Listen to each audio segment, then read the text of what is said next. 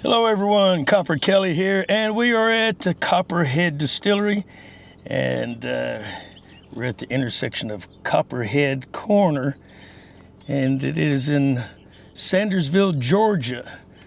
The owners are Robbie, Kim, and Amber, and I want to go in there and see what's up, have a talk moonshine, talk bourbon, talk whatever they got.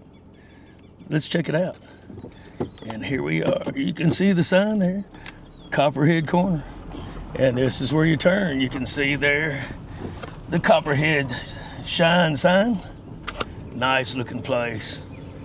I came by here the other day to get permission to film. So this is a second trip here, but I think it's pretty cool. Cool little quaint place. He does get more traffic than you think. He's off the road in the middle of nowhere. But when I was here last time, there were two people already here and talking, hanging out, and buying his stuff. So let's go check it out.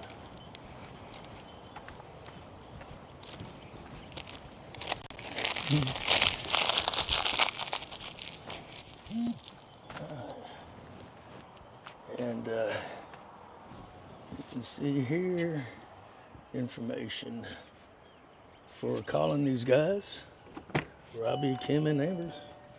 All right, guys, what's going on? Hello, how are you? Hey, Amber. Hey. Hey, Chris. Kim, Robbie. Good to see you, bud. How you doing, brother? Yes, sir. Doing great. You met my wife, Kim, didn't you? Yes, met Kim the other day. I didn't get to meet Amber. And who's this young man you got with us? He's he's referred to as Pop. There's Pop. He is head of security and research and development. Yeah, right. I bet he's the taste tester too, isn't That's Kim, my wife's father, and this whole thing's kind of his fault, if you want to say. Yeah. Well, that's why I'm here, to showcase the business, to hang out, to talk. Like I told you before, I go around doing this. Went to midnight run just earlier, and going to hit a couple of others. Probably go to Second City maybe this afternoon and talk to them too. Yes, sir. But to come back here and get your background and just have a talk. So give us the background, tell us the story, and you told me what you told me before. All right. I don't think you met my daughter, Amber. No. She is the chief bartender, head of all my advertising, and yes, comes up with most of our drinks on our drink menu. Oh, cool. She's my go-to.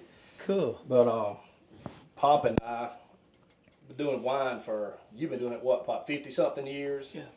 And I started dating Kim in 81 or 80 and found it interesting, and he kind of taught me how to do it. We've been doing it ever since, and it rocked on there, and come in one day, and Pop said, well, we pretty much got the wine part down. Said, we need to make some moonshine. Yeah, I said, Pop, how do you think we're going to make some moonshine? Well, his suggestion was do it in the house on a pressure cooker. And that didn't go over too well. I was a little scared to do that. And at the time, I wasn't retired. I'm retired post commander for Georgia State Patrol, so couldn't have done it then anyway. So by the time I retired, we were still tossing around the idea, and nothing really seriously came out of it yet. And he had a brother that owned family land out here in this little dead end dirt road we live on, and Uncle Earl passed, and we had a big family get together down there at the pond. My son owns all that down there now, and Earl's had a couple of granddaughters, twin granddaughters, and they brought their boyfriends with them. And so they were talking to me, asking a bunch of questions about what trooper school was like, and maybe wanting to go to trooper school. And I asked one of them, I said, well, what do you do now? He said, you're not going to believe me if I tell you. And I said, what? He said, I build moonshine stills. And I said, I'll be dang. Well, have a seat. Me and you got to talk. And so he and I and Pop sat down there and got to talking to him, told him what we wanted to do, and went from there. And we wanted to start off with just a little 5-gallon still. I'll show it to you a little bit. It's sitting back here in the back. We still use it from time to time, experimental stuff, but that's where it started. We got the 5-gallon still. And he built it for us, and about the time it came in 2020, Pop got COVID really bad. And we ended up having to fly him to Augusta. He was on a ventilator for a while, and still sat back there. And Didn't touch it. I wasn't gonna touch it till Pop got back. And so Pop got back, and that's where it started. We started experimenting with different mashes and stuff because since he had the wine part down, basically the first step of making mash or shine is making your wine, whether it be out of wheat, corn, fruit, or whatever. Yeah. It's wine until you pour it in the still, then it's shine. And kind of rocked on from there, and that's where we started. And I told Pop about that time I had retired from State Patrol, and I said, look, we're going to do this. We're going to have to do it legal because I probably got too many enemies around here to worry about getting my door kicked in for a quart of moonshine in the freezer or refrigerator.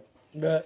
And so we actually got the permit with that little 5-gallon still in there. Yeah. Remember, we filed for the permit, had to be inspected, and the guy from Department of Revenue in Millersville, he called me the day before, Robbie, I'm coming to inspect you tomorrow for your permit. And I said, man, it's not much to it. I said, don't gig me too bad when he gets here. So yeah, when you get here, so he walked in and had the little 5-gallon still sitting over there. And that's what we got our permit with.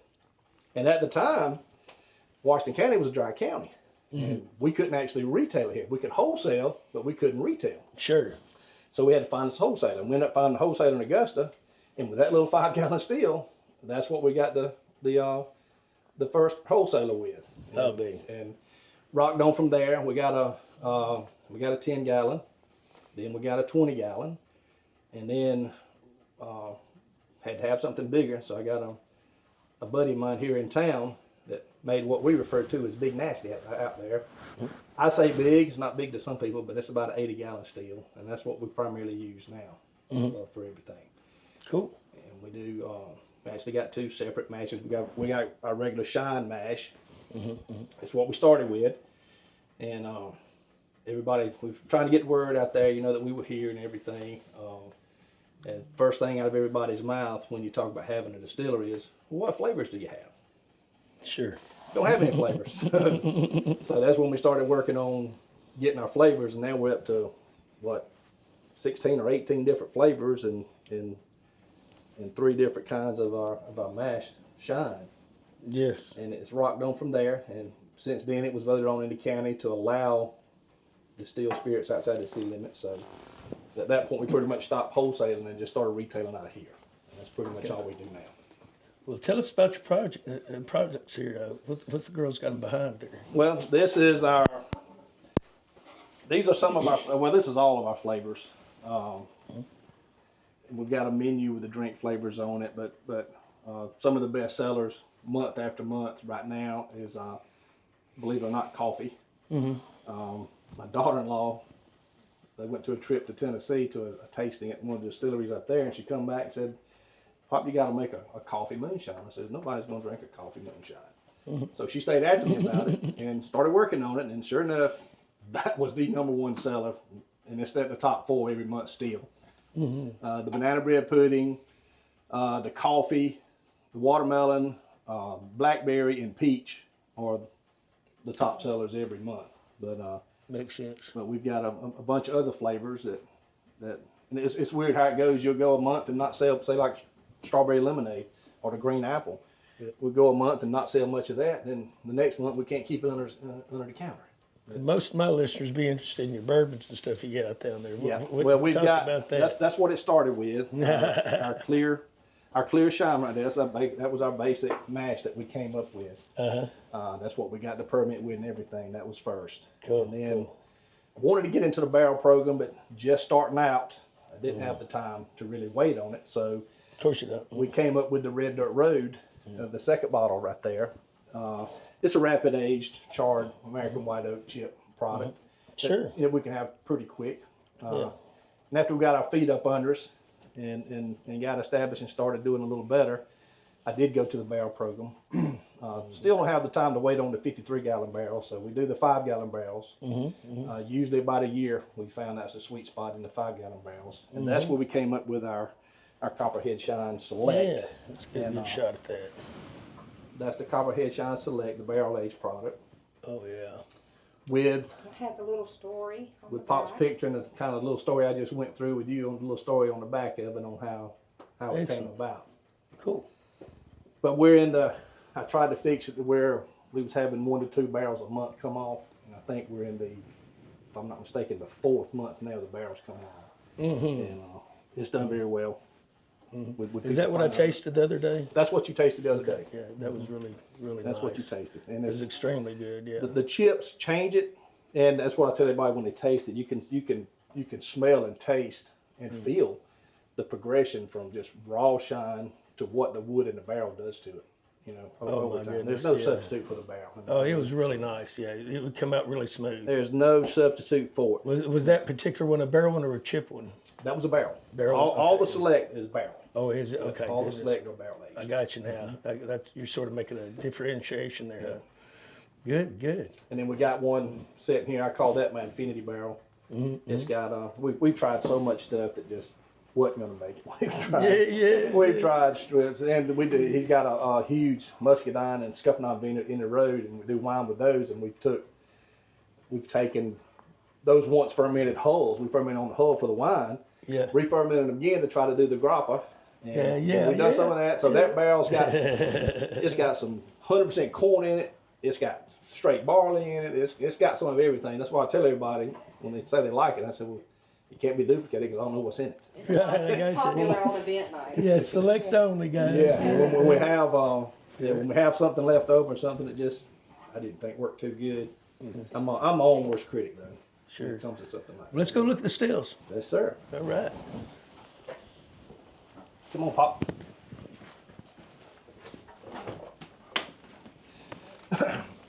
like I said earlier, we could probably redefine micro distillery. So this is the 5-gallon still that we started with right here, and that's what we had when I got my first permit. Too cool. If your ABV's high enough, you're lucky to get 1 gallon of liquor out of it. Yeah, isn't that right? I know it. And we got I've the been there, 10, done that. and then we got the 20, and we still use these for smaller experimental batches. But I'll use this quite a bit when got a little more mash than this one will hold. I'll pour it in here. But that's Big Nasty that a buddy of mine, Danny Snell, here in town made for me. And he brought it over. I've got some pictures of when he brought it over. Pop standing here with it, and we set it on the floor, and he trial fit it. We still got a couple things we got to tweak on it, but it all fit together. He said, "Well, let me take it home and polish it up." I said, "No, leave it just like it is. Yeah. Look like it was made right here on the floor." There you go. And so that's what it is. And we converted them all to electric elements. I did all that myself. And you keep that heat so much more consistent. I found than you can with a gas running. Oh, around, I know it. Guess I'll wear you out. Yeah, it's not near as dangerous either. Isn't that something? But that's what we got. Well, hey, at least you've got a little bit of everything here. You know, what I mean, you can do a small batch. Like I said, you got something left over, you can throw it into a different, smaller one. That's what we do. And especially when you got some really expensive grains, you're really doing a good experiment. And you're getting really good on your math, and you're like, okay, I'm gonna get this down to a T to make a 50-gallon batch. Well, I'm gonna start with this 5. Yeah, that's exactly what we did. Yeah, we do. But yeah, that sounds cool. We've pretty much done everything myself. I've made my own control boxes. Well, with the exception of one. I bought one and kind of used it as a pattern to make some more. Sure. And Now, did you tell me this is Andrew's work?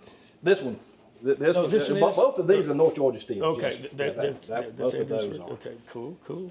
Both of those are. Excellent. And That is pretty wicked having a big old clamp on the head like that, isn't it? Yep. Oh my goodness, that is wicked. I'm He telling did you both what. of those.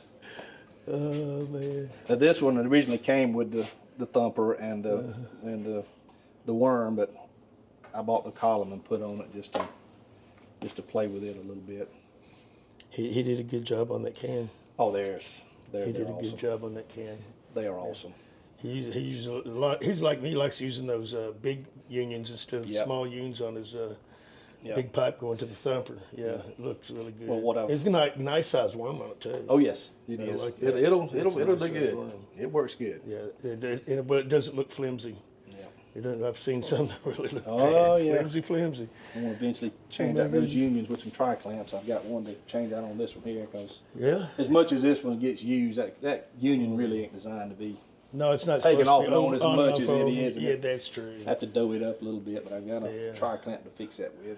I hate it. You have to pretty much clean up the steel wool every time. Oh, yes. You know what I mean? Inside yes. and out, and then thread it again. I know yes. it's been there. Yep. Sure enough. It is. The tri-clamp's just so much more convenient. That's for sure. Yes, sir. It'll spoil you. It will spoil you. And what have you been averaging on this as far as like what percentage Well, on ABV, mash you going in and now what on you a coming out small, with yeah. on the average? Yeah. On a small scale, I've caught a lot on this about, no sugar in your mash for true whiskey or bourbon. Sure. But ABV just ends up, kind of low in your output. It affects your final outcome. So we try to get our ABV up there around 12, 14%. Oh, yeah, that's sweet. It gives me a little bit more, out of the other end from a retail side. Sure. Yeah. Oh, well, yeah. You're not making any money if you're down there 8. No. I mean, especially with us. Now, if I had a 1,000-gallon still sitting here, that'd be different. But you're talking about 12 hours to run this thing. Yeah. If you Make a little 6, money. 7, or 8% ABV when 12-hour run, it kind of hurts. But Isn't that right? Yeah. it does. Well, I'll tell you what. I'm ready to get back over here and do one of your shots. Taste something again. Outstanding. And then I'm gonna head to the house. Is what I'm gonna do. Because I stick around, I'll be in trouble. We'll let the head of security back in there. Yeah, there you go. But we enjoy it. It's a fun hobby.